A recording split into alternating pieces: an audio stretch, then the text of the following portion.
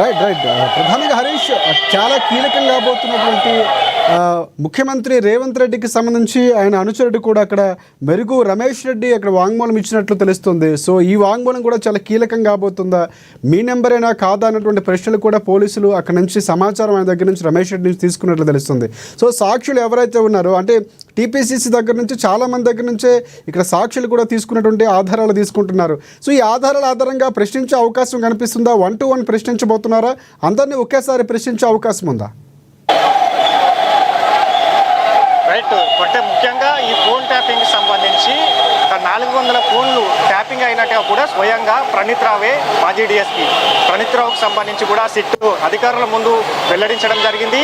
ప్రభాకర్ రావు ఆదేశాల మేరకే phone tapping చేశాం, ఎన్నికల ముందే అంటే ఎన్నికల ఏదైతే సంబంధించి ఈ ఫోన్ ట్యాపింగ్ చేశామని కూడా స్పష్టంగా ప్రణీత్ రావు సిట్ అధికారుల ముందు చెప్పడం జరిగింది. దాంతో సరితా తిరుపతి యాదవ్ సంబంధించిన ఆమెకు సంబంధించిన ఫోన్ ట్యాపింగ్ ఏదైతే జరిగినట్టుగా కూడా గతంలో చెప్పడం, మొన్న ఆమె స్టేట్మెంట్ కూడా రికార్డ్ చేసి కూడా చూడొచ్చు. మన సరితా తిరుపతి యాదవ్ సంబంధించిన స్టేట్మెంట్ను రికార్డు చేసేందుకు మరోసారి ఆమె ఏసీపీ కార్యాలయానికి వచ్చారు. ఇక దీంట్లో కీలకంగా ఇప్పటికే చాలామంది 400 మంది స్టేట్మెంట్లను రికార్డు చేశారు. ఈరోజు పీసీసీ చీఫ్తో పాటుగా మరికొంతమంది స్టేట్మెంట్కి సంబంధించి కూడా వాళ్ళను రికార్డ్ చేయబోతూ ఉన్నారు. ఇక మొన్న సంబంధించి ఏదైతే ఈ ఫోన్ ట్యాపింగ్ సంబంధించిన సరితా తిరుపతి యాదవ్తో పాటుగా పలువురిని స్టేట్మెంట్లను కూడా రికార్డ్ చేయడంది. ఇక ఒక్కొక్కరినిగా పిలిచి వాళ్ళ స్టేట్మెంట్ అంటే ఎందుకు మీ ఫోన్ ట్యాపింగ్ ఎప్పుడు నుంచి జరిగింది, ఎందుకు జరిగింది, ఫోన్ ట్యాపింగ్కి సంబంధించి కూడా అన్ని అంశాలపైన కూడా వివరాలు తీసుకుంటా ఉన్నారు. ఇక అంటే రేపు లేదా ఎల్లుండికి సంబంధించి కూడా సినీ ప్రముఖులను కూడా అలాగే న్యాయమూర్తులకు సంబంధించిన సో అంటే ఇప్పుడు ఒక రకంగా చెప్పాలంటే ప్రశ్నలకు సంబంధించి మరొకసారి తిరుపతి అన్నో లేకపోతే రాధాకృష్ణ వీళ్ళందరినీ మరొకసారి పిలిచే అవకాశం ఉందా? అంటే సాక్ష్యాలు ఎవరైతే ఉన్నారో సాక్షుల ఆధారంగా వారి స్టేట్మెంట్స్ రికార్డ్ చేస్తున్న నేపథ్యంలో మరొకసారి పిలిచే అవకాశం ఉందా? ఈ ఏదైతే ఫోన్ ట్యాపింగ్ ఎపిసోడ్ అనేది ఒక క్లైమాక్స్కి వచ్చినట్టు అనుకోవచ్చా? ఖచ్చితంగా ఈరోజు మధ్యాహ్నం తర్వాత వీళ్ళ 5గురిని విచారణ చేయబోతూ ఉన్నది సిట్ బృందం.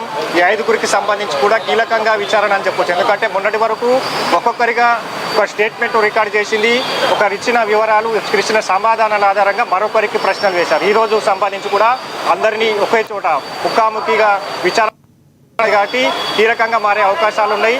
వాళ్ళు సమాధానం మొత్తం ప్రభాకర్ రావే దీనికి ప్రభాకర్ రావు చెప్తేనే, ఆయన ఉన్న అధికారి హోదాలో చెప్తేనే మేము అన్ని కూడా చేశామని కూడా ప్రధానంగా వీళ్ళు 4 ఎవరైతే ఉన్నారో వాళ్ళు స్టేట్మెంట్ ఇవ్వడం జరిగింది. వాళ్ళు ఇచ్చిన ఏదైతే సమాధానాలు ఉన్నాయో వాటి ప్రభాకర్ రావుని ముందు సంబంధించి కూడా ఏవనగా ఉన్న ఈరోజు విచారించబోతా ఉన్నారు.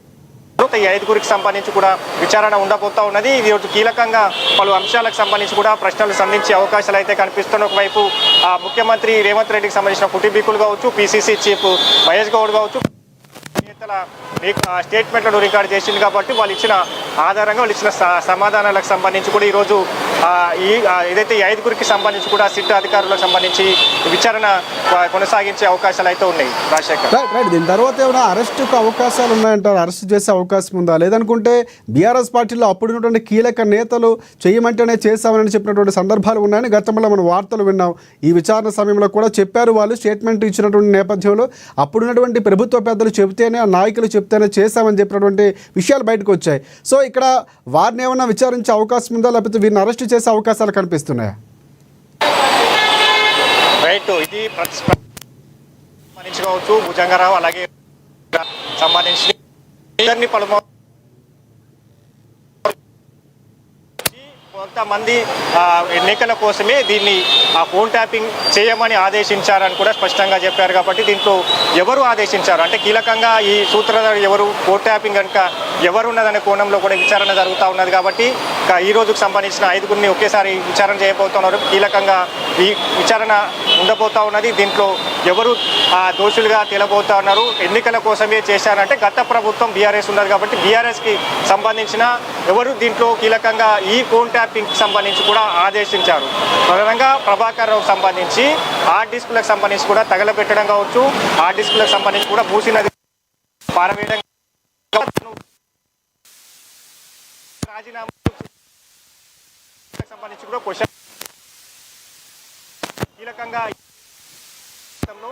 ప్రభుత్వంలో దీని వెనక ఎవరున్నారు అనే కోణంలో కూడా విచారణ జరుగుతూ ఉన్నది. కాబట్టి ఆ కూపీ లాగే పనిలోనే పూర్తి స్థాయిలో స్పీడప్ చేసింది.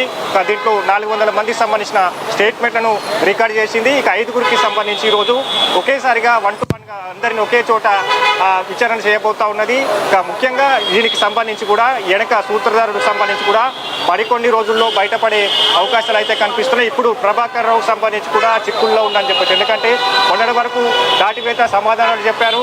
ఆయనకు సంబంధించి కూడా ఇక్కడ కోర్టు ఆర్డర్స్కి సంబంధించి 30వ తేదీ వరకే కాబట్టి ఈలోగా విచారణ ముగించాలి. అంటే ప్రస్తుతంగా ఈ రోజుకు సంబంధించి కూడా ప్రభాకర్ ఈ 4 సమాధానాల ఆధారంగా విచారణ జరుగుతుంది. కాబట్టి ఈ రోజు ఆయన ఎలాగైనా నోరు తెలిసే అవకాశాలు అయితే కనిపిస్తున్నాయి. ఆయన ఎవరి పేరు చెప్తారు, ఈ ఫోన్ ట్యాపింగ్ కనుక ఆదేశాల మేరకు జరిగింది అనే పైన కూడా ఈ రోజు విచారణలో కూడా వెల్లడే అవకాశాలు అయితే ఉన్నాయి. రైట్ హరీష్, అక్కడ